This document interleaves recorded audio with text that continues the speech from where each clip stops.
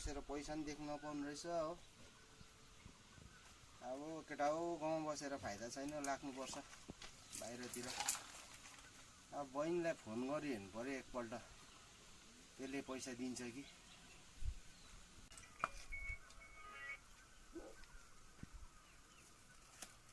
Hello hello बहिनी, hello, म हो केवल दाजु। सुन्न सुन्न, मलाई 20,000 पठाइदेन हौ। 20,000 हौ, म हेरेर फर्काइदिइहाल्छु। पैसा नदेखे कति भइसक्यो नि त हौ। पठाइदिएन अन्त 20,000 हेरेर पठाइदिइहाल्छु, फर्काइदिइहाल्छु म। पैसा नदेखेको धेरै भयो कि। पैसा ही पैसा होगा।